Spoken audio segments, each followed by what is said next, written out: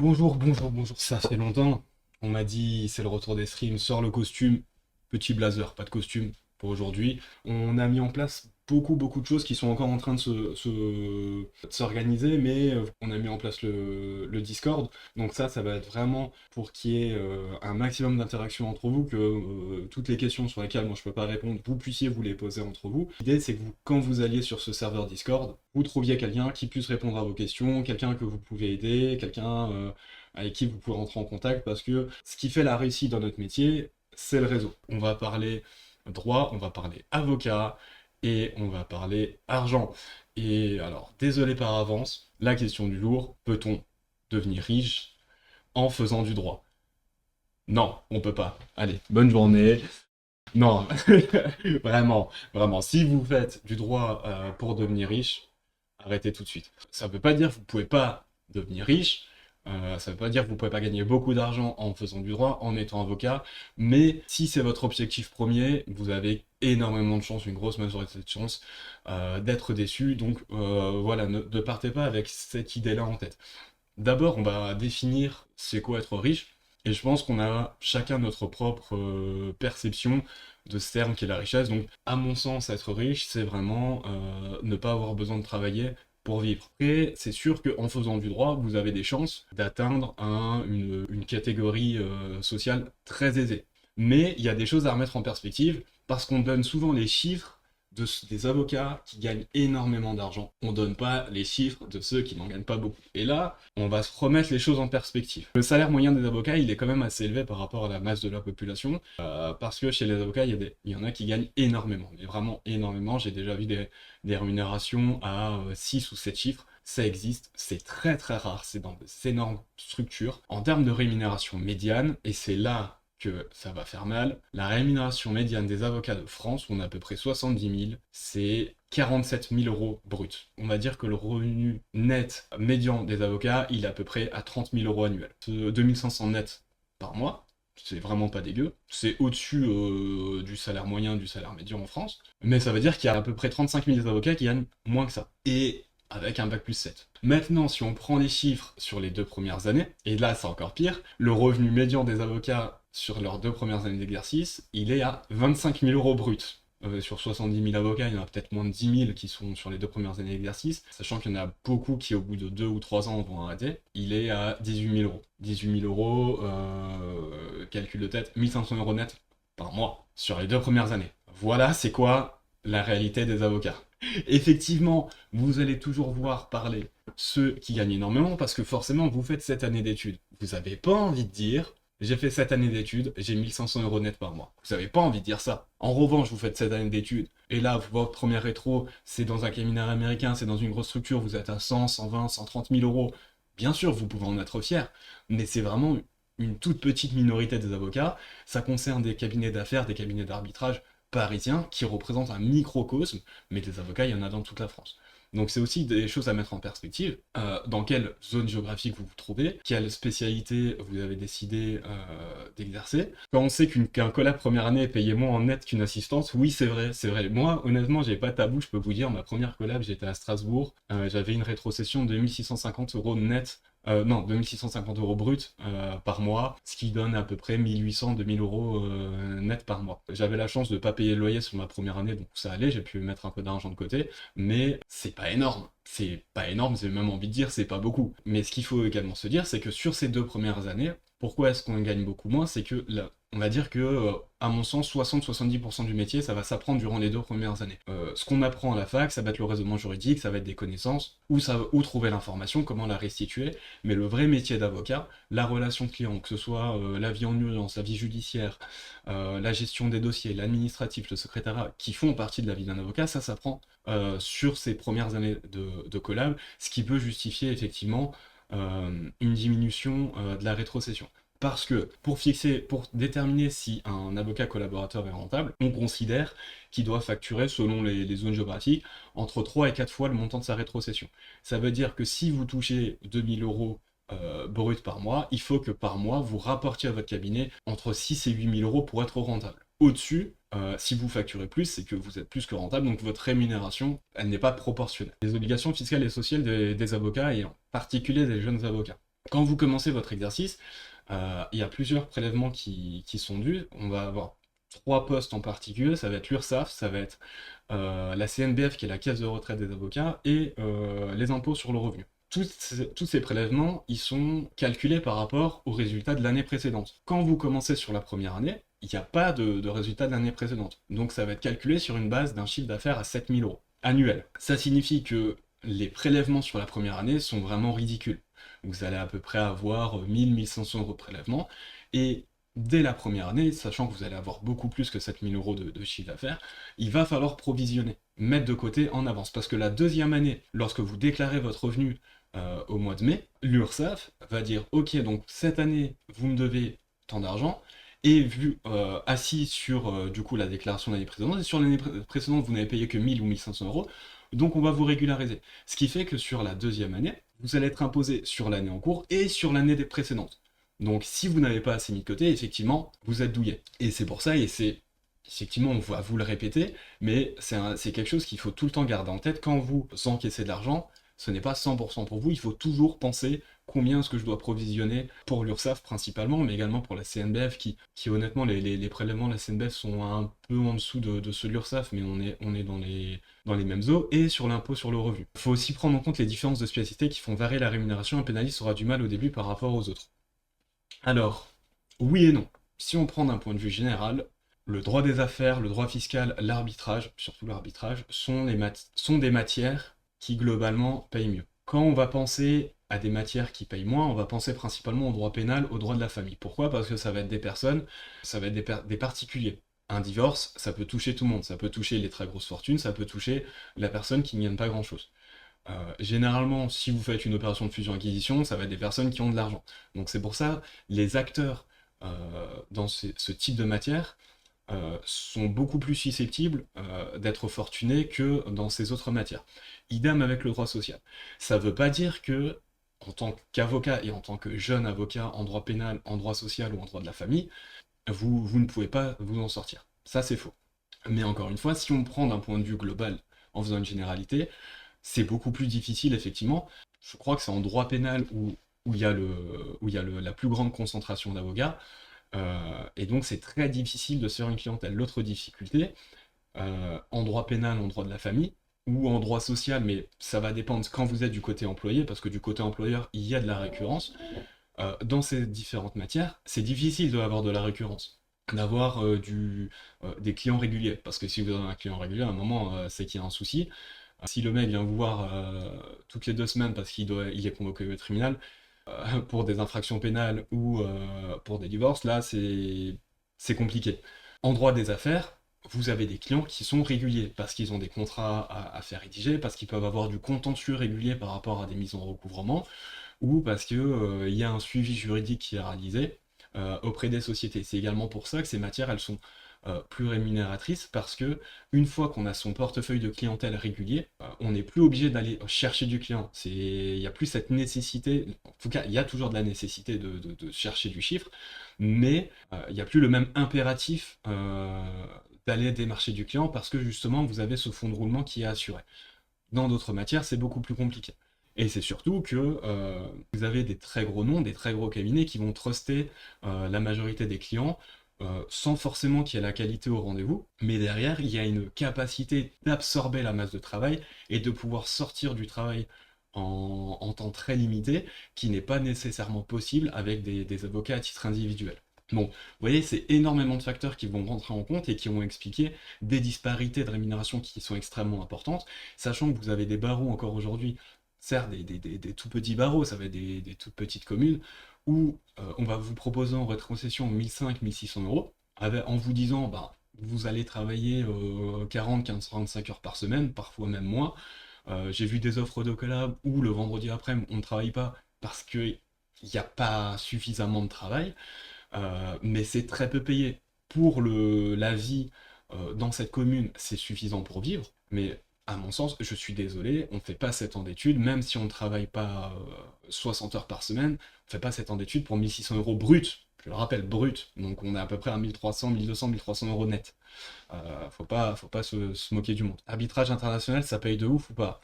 L'arbitrage international, typiquement, c'est une matière qui est extrêmement sélective. Il y a très très peu d'avocats qui font ça. Il y a très peu de places et effectivement, les places se vendent très cher. Quand vous commencez en tant que jeune avocat dans ce type de matière, il n'est pas rare d'avoir des rémunérations en début de carrière à plus de 100 000 euros, mais à quel prix? Parce que gagner de l'argent, c'est pas gratuit. Déjà, vous avez suivi un cursus, disons-le, un cursus d'excellence pour en arriver à l'arbitrage international. Donc vous avez déjà mis de côté peu ou prou toute votre vie sociale durant vos études, vous arrivez dans ce type de cabinet, enfin même déjà en stage auparavant. Euh, Moi j'ai vu des mecs en stage qui finissaient tous les soirs à 22 ou 23 heures. Vous pouvez avoir des avocats collaborateurs, jeunes collaborateurs, qui vont être de manière régulière 80, 90, voire 100 heures par semaine de taf. Donc c'est gagner beaucoup d'argent, mais à quel prix? Littéralement, il n'y a pas de vie. Ça, c'est une première chose. Ensuite, le principe d'une collaboration libérale. Quand vous commencez en tant qu'avocat et que vous rejoignez un cabinet, c'est sous le statut de collaborateur libéral. Quel est l'objectif de cette collaboration libérale? C'est de pouvoir apprendre le métier au sein d'une structure qui va pouvoir vous financer, et en contrepartie, on va vous faire travailler sur des dossiers qui appartiennent au cabinet. Mais à côté, et ça fait partie du règlement intérieur national, vous devez avoir la possibilité de développer de la clientèle personnelle. Ça, c'est sur le papier. Dans les faits, il y a énormément de cabinets, j'ai fait pas mal de structures, j'ai rencontré pas mal de monde.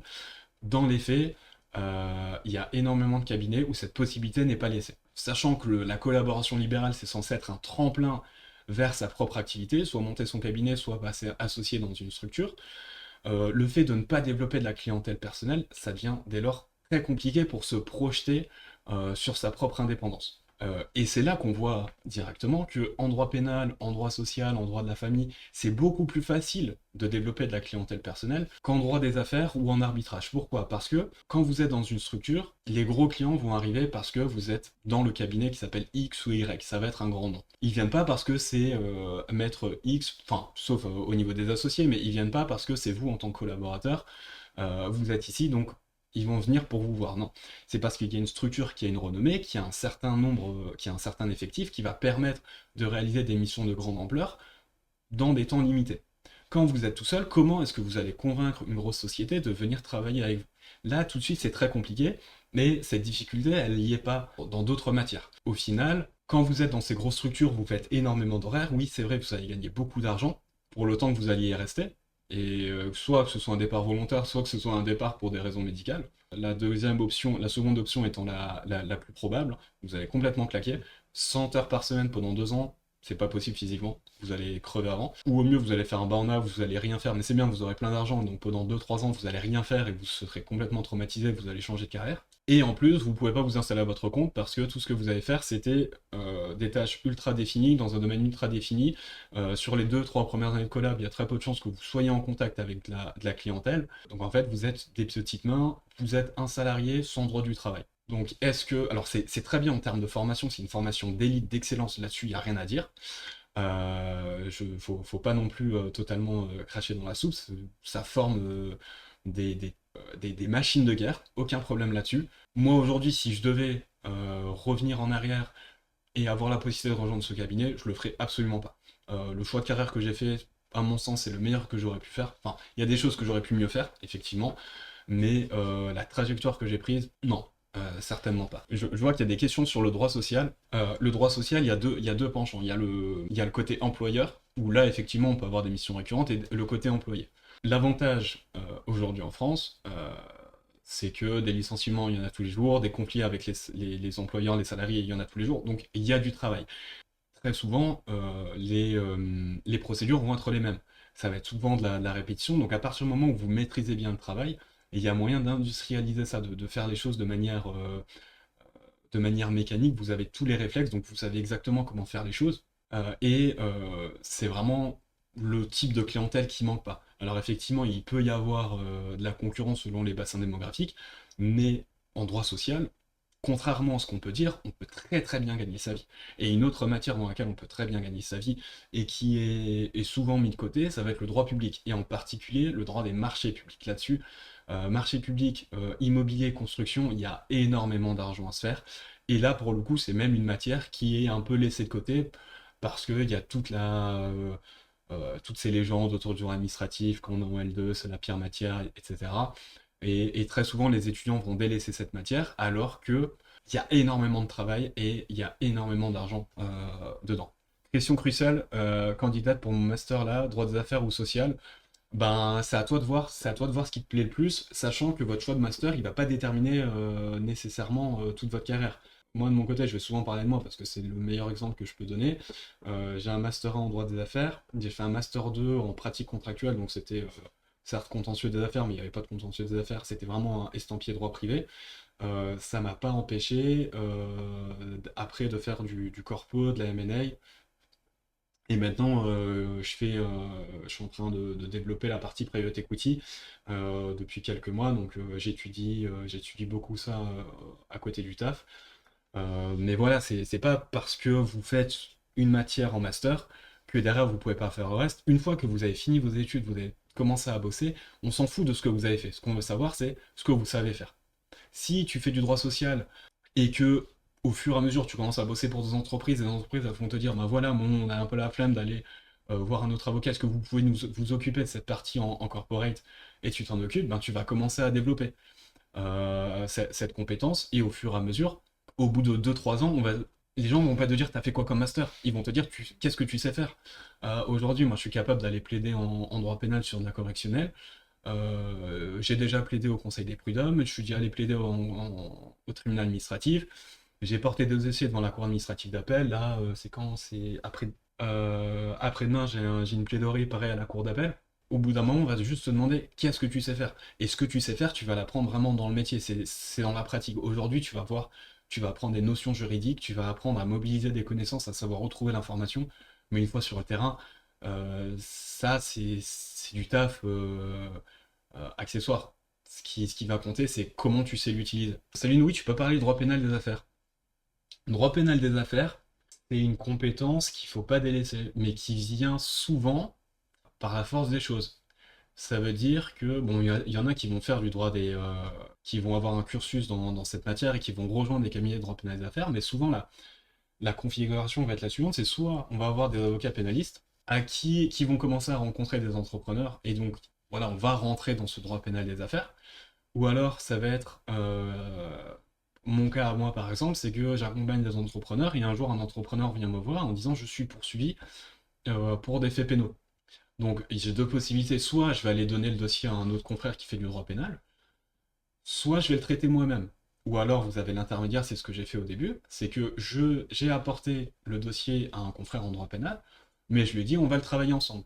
C'est toi qui va facturer, c'est toi qui va leader le dossier, mais moi je vais rester parce que je suis l'intermédiaire du client, il veut que je sois l'intermédiaire, ça le rassure que je sois dans le dossier, et en même temps je vais pouvoir apprendre.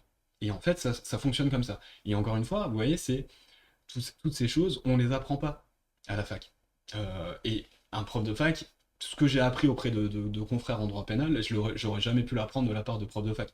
C'est aussi pour ça qu'il faut avoir de très bonnes relations avec ses confrères. On peut être adversaire au tribunal, mais en dehors du tribunal, en dehors d'un dossier, on peut très bien s'entendre. Est-ce que le droit fiscal, ça porte, c'est sélectif ou quoi que ce soit du genre? Droit fiscal, en fait, il y a des branches en droit fiscal. Pour le coup, le droit fiscal, c'est une matière, c'est pas cloisonné, mais c'est très, il y a plusieurs branches en droit fiscal. Et il y a des branches que personne veut faire, enfin personne, que les gens n'aiment pas, notamment la TVA et la mobilité internationale. Ça, c'est vraiment deux branches du droit fiscal que les gens n'aiment pas particulièrement. La TVA, c'est vraiment très très très chiant. Les avocats fiscalistes sont en TVA et en mobilité internationale. C'est une denrée ce sont des denrées qui sont très rares. Cela n'empêche que dans les autres matières de droit fiscal, il y a quand même du taf, il y a beaucoup de choses à faire, vous inquiétez pas. Mais voilà, il faut savoir identifier si vous êtes dans cette optique. Est-ce que il y a des catégories, des domaines dans lesquels j'ai plus de chances de faire mon trou? Quelle est la différence entre un avocat qui a des honoraires très élevés et un avocat qui a des honoraires dans la moyenne? Un bon avocat, en tout cas un avocat qui aime bien, c'est pas forcément un bon juriste, c'est un bon commercial. C'est quelqu'un qui sait vendre, c'est quelqu'un qui sait aller chercher du client, qui sait lui vendre un produit et qui sait le garder. Mais si on parle d'un avocat qui a son titre individuel ou alors dans une petite structure, non, ça va être vraiment cette capacité commerciale. Et ça, le commercial, c'est un truc qu'on n'apprend pas à la fac, on n'apprend pas à l'école d'avocat. C'est un truc qui s'apprend.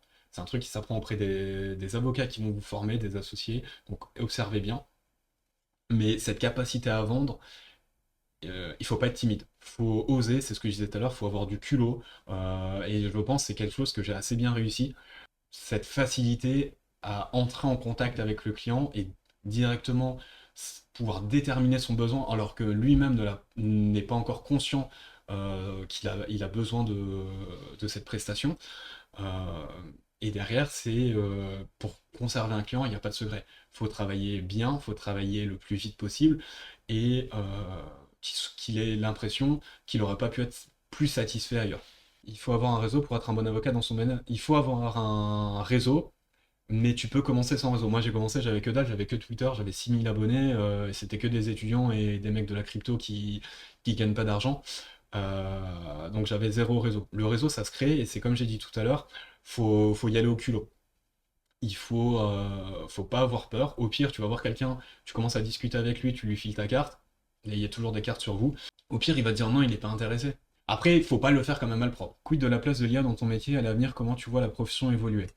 On a la chance d'être une profession réglementée, ce qui fait que, et avec un lobby qui est pas trop dégueu, on intègre tout doucement l'intelligence artificielle dans le métier, même si au début j'étais très très sceptique, mais c'est notamment Swan qui m'a proposé des outils qui sont assez bluffants, mais il y a encore du travail à faire. Il y a des aspects de l'intelligence artificielle qui, en tout cas aujourd'hui, euh, des aspects de l'avocat qui peuvent pas aujourd'hui être remplacés par l'intelligence artificielle. C'est tout cet aspect humain de la négociation, du bluff, de la plaidoirie, tout l'aspect émotionnel, affectif du droit. Aujourd'hui, il peut pas être retranscrit dans une intelligence artificielle, c'est là qu'on a notre plus-value. Vous donnez un dossier à une intelligence artificielle, il va vous dire, ok, il est perdu d'avance, il y a 95% de chances de perdre, est-ce qu'on y va ou pas? En face, si tu mets une autre IA, ben, ça va être un jeu de statistiques, donc non, y a aucune, enfin voilà, c'est joué d'avance, il y a plus rien il y a plus rien à discuter. Le dernier point, c'est comment faire son réseau. On va avoir deux types de réseaux. Vous avez le réseau clientèle, donc ça, c'est les clients que vous allez facturer, pour qui vous allez travailler, et le réseau professionnel. Donc ça va être tous les autres intermédiaires qui peuvent vous apporter des dossiers, pour qui que vous pouvez aider également. Je pense que le réseau professionnel, cette main-là, c'est celui qu'il faut le plus privilégier. Les clients, ça va, ça vient. Pas de souci. Ce qui est mieux, forcément, c'est d'avoir des clients récurrents, des clients, c'est plus simple en droit des sociétés, pour qui vous faites des missions régulières, notamment le secrétariat juridique. Mais voilà, ça reste en marge. Maintenant, c'est ce réseau professionnel qui peut fonctionner un peu comme des apporteurs d'affaires. Attention, l'apport d'affaires, c'est interdit de rémunérer de l'apport d'affaires. Mais en revanche, il y a d'autres moyens que tout le monde y trouve son compte. Par exemple, en droit des affaires, souvent on peut travailler avec des gestionnaires de patrimoine.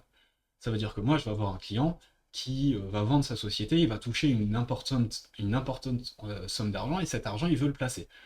J'ai des contacts qui sont gestionnaires de patrimoine. Donc je vais lui dire, ben voilà, je vais t'emmener chez Monsieur X, lui il est gestionnaire de patrimoine, il a travaillé avec moi souvent, je sais qu'il est compétent, il peut s'occuper de toi. Il va y aller, il va être très content, et ce gestionnaire de patrimoine va également être très content que je lui apporte un nouveau client. Donc lui, un jour, il va avoir un client qui veut faire un montage juridique, de la restructuration sur ses conseils, et il va dire, ah ben, Noui, avec qui je travaille régulièrement, peut s'occuper de cette restructuration. Et voilà, tout le monde y trouve son compte. Vous avez des gestionnaires de patrimoine, vous avez des contacts en banque d'investissement, donc des investisseurs quand vous faites des levées de fonds, des banquiers, pas forcément, enfin, même si ça peut être, mais votre conseiller bancaire, mais si vous arrivez à être en contact avec le directeur de l'agence chez vous, enfin voilà, c'est tout ce réseau professionnel avec qui vous pouvez travailler, expert comptable, commissaire aux comptes, énormément, et ça s'envoie des dossiers entre vous, et c'est là-dessus que ça se fait des contacts. Hum, L'objectif, c'est quoi? C'est que quand vous avez un client, l'objectif, c'est de le garder. Donc si il y a tout un champ de compétences qui est sollicité parce qu'il y a plusieurs missions et que vous ne pouvez pas vous occuper de tout, vous dites très bien, je garde la main sur le dossier, mais je veux faire intervenir d'autres personnes, d'autres avocats dans d'autres matières, un expert comptable, un commissaire aux comptes, un gestionnaire de patrimoine, et vous faites travailler votre réseau. Et quand vous faites travailler votre réseau va vous faire travailler. Et c'est comme ça que ça fonctionne. Et derrière, vous avez un apport de clientèle qui est régulier parce que quand vous faites du bon travail, donc le réseau professionnel, c'est la première étape. Ça vous apporte des clients. Les clients, vous travaillez bien pour eux. Et les clients, ils vont vous recommander à d'autres clients. Dès lors que quelqu'un va avoir une autre problématique qui est similaire, bah moi, mon avocat, il s'est super bien occupé de mon cas. Tiens, je te l'ai conseillé. Et en plus, il facture pas cher. Et en plus, il est super sympa sur Twitch. Enfin, autre exemple, mais qui est peut-être moins... qui saute peut-être moins aux yeux. Depuis quelques mois, je travaille avec des agents qui sont licenciés auprès de la FIFA. Pour eux, je m'occupe de toute la partie juridique, rédaction de contrat, création de structure, etc. Et eux, tous les joueurs qu'ils signent, ils me les amènent justement pour la mise en place des montages juridiques. Mais derrière, ce qu'il faut principalement sécuriser notamment sur les joueurs de foot, ça va être l'aspect patrimonial. Et notamment en cas de mariage, en cas de divorce. Et dans ce cas de figure, moi je travaille avec une avocate qui est extrêmement compétente, euh, qui travaille en droit de la famille et en ingénierie patrimoniale, en ingénierie familiale. Donc elle va mettre en place tous ces systèmes qui vont permettre de protéger le patrimoine euh, du sportif, afin qu'en cas de divorce, il ne soit pas complètement lésé, comme il y a pu y avoir il y a quelques années avec beaucoup de footballeurs. Et de prime abord, on ne se dit pas, bah, un agent de foot ou autre, il va nous apporter des clients quoi, mais si, en fait, c'est vraiment, il faut négliger personne, il faut dénigrer personne, n'importe qui est en mesure de vous apporter euh, des contacts, même si, en fait, on peut vous apporter un contact qui lui-même va vous apporter un contact. Ce qu'on va vous apporter, c'est pas forcément des clients. Euh, mais il faut pas tout voir par le prisme, est-ce que ça va me rapporter de l'argent tout de suite? C'est est-ce que ça peut m'apporter une plus-value? Est-ce que je peux apprendre auprès de cette personne? Est-ce que je peux lui apporter quelque chose? Est-ce qu'elle peut m'apporter quelque chose? Quand bien même la personne ne vous apporte rien, si vous avez personne d'autre sous la main et que pour gérer un dossier, il vous faut forcément une compétence que cette personne a, vous allez lui donner. C'est ainsi que vous allez développer votre réseau et qu'au final, votre téléphone ne va pas arrêter de sonner parce que tout le monde voudra vous envoyer de nouveaux dossiers. Une dernière chose, c'est vous faites vos cartes de visite. Moi, j'ai un paquet de 500 cartes de visite. J'ai dans tous mes costumes, poche intérieure droite, il y a une dizaine de cartes. Comme ça, je suis sûr de toujours en avoir sur moi. Faites des salons, des conférences, des réceptions, des rassemblements professionnels. Vous vous inscrivez à la Chambre des métiers, à la newsletter. Quand il y a des salons à destination des artisans, des professionnels, ok, il va y avoir que des artistes peintres, des potiers, des bouchers, etc. Les stands, les activités qui sont proposées là-bas ne vous intéressent pas. Les gens qui sont là-bas, c'est ça qui vous intéresse. Donc allez dans des événements comme ça, allez rencontrer du monde et surtout ne négligez personne. Il y a des personnes, je me souviens un mec qui m'a envoyé un message en me disant qu'il y a quelques années j'ai répondu à un message sur Twitter pour l'aider, je ne sais plus quoi. Et bien quelques années plus tard, il m'envoie un message, il fait ben, j'ai besoin d'un avocat, je veux te confier mon dossier. Négligez personne, ça commence comme ça et ensuite de fil en aiguille ça continue. Globalement, on est à peu près sur tout. Plusieurs choses, le Discord, il est en ligne. D'ailleurs, il y a déjà des gens qui parlent dessus. On a fait des différents salons dans lesquels vous pouvez discuter. Il y a des propositions de sujets de stream. On va l'enrichir au fur et à mesure.